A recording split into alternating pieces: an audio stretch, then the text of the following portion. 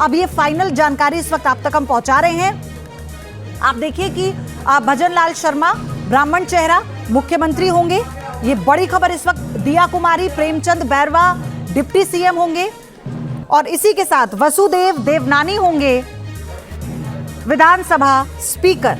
ये बड़ी जानकारी सामने आ चुकी है।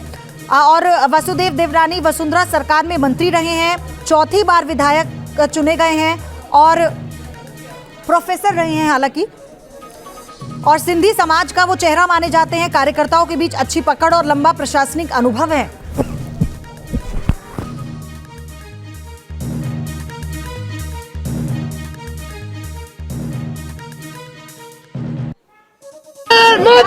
ये पूरी तरीके से कार्यकर्ता भी जीते। उन्होंने युवा मोर्चा से स्टार्ट करके आज भाजपा पूरे राजस्थान के सीएम बनेंगे। तो ये पूरे और मोदी जी ने सिद्ध कर दिया कि किसी भी कार्यकर्ता की मेहनत बेकार नहीं जाएगी, बशर्ते वो दम से काम करे। मैं आपको बताना चाहता हूँ कि ये पूरे कार्यकर्ताओं को आज आप तो विकास के पास हम चल रहे हैं। विकास, इस वक्त तय हो चुका है, तीनों नाम तय हो चुके हैं, मुख्यमंत्री का और 2 उप मुख्यमंत्री, विधानसभा स्पीकर।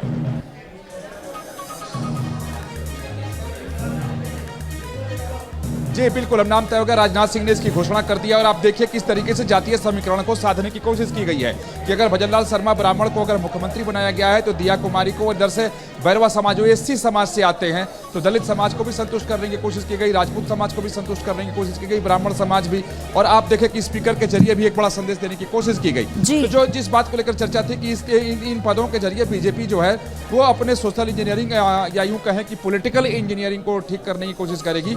तो यहाँ पर वो बीजेपी की तरफ से वो कोशिश दिखाई दे रही है। तो अब कह सकते हैं कि जो 3 तारीख के बाद से जो चीजें चल रही थी अब उस पर राजनाथ सिंह के प्रेस वार्ता के साथ ही पूर्ण विराम लग गया।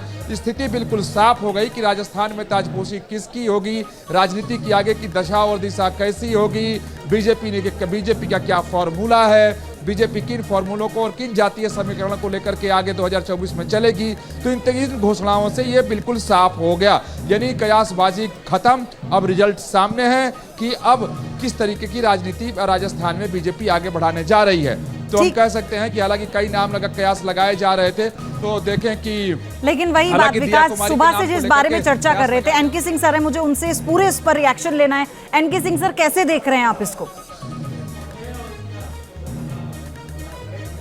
भाई सारी जो लॉजिक होते हैं उसको धता बताते हुए ये जो फैसला हुआ है मुझे अभी तक समझ में नहीं आया कि ये सारे नए चेहरे हैं। आप जरा सोचिए, इनमें जो भी है, हम सारे रिपोर्टर्स जो जितने लोग रहे हैं, एडिटर्स रहे हैं, उनमें किसी से भी पूछिए कि क्या वो भजन लाल शर्मा का नाम जानते थे इसके पहले, क्या वो देवनानी का नाम जानते थे और जानते थे कि वो काफी बड़े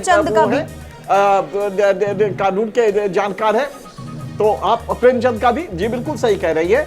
तो यहाँ पे सारे लॉजिक को डिफाई करते हैं मोदी जी, और आप ताजुब करेंगे कि भजन लाल जो चीफ मिनिस्टर बने हैं शर्मा जी, ये पहली बार विधानसभा में जाएंगे। ये पहला टर्म लड़के जीते हैं, आज तक इसके पहले कभी नहीं रहे। ये संगठन के आदमी रहे हैं। आज आपको जरूरत किस चीज की है? जरूरत था कि आप एडमिनिस्ट्रेटर अच्छा लाए जो 4 महीने में डिलीवर कर सके, लेकिन ये मोदी जी का डिसीजन है और मेरे ख्याल से जब तक उनकी मकबूलियत है उनके डिसीजन को क्वेश्चन करने का कोई मतलब नहीं होता है। वरना इस समय भजन लाल एक आदमी जो गवर्नेंस का है ही नहीं है, जो 3 टर्म प्रदेश का महामंत्री रहा है और जो बाकी प्रेसिडेंट्स के साथ काम किया, जो संगठन का आदमी है, जो संघ का आदमी है, अचानक उसको ले आते हैं और आम चुनाव के वक्त पे आप उसे चीफ मिनिस्टर बनाते हैं, जबकि हैवी गवर्नेंस चाहिए आपको डिलीवरी चाहिए, फास्ट डिलीवरी चाहिए। लेकिन उसकी जगह अचानक एक व्यक्ति को लाते हैं जिसका कोई अनुभव नहीं है, और उनको छोड़ दीजिए, बाकी 2 का भी बहुत कम अनुभव है जी। तो मुझे लगता है कि ये मोदी जी का अपना स्टाइल है पॉलिटिक्स का, और वो हम लोग के समझ के बाहर है।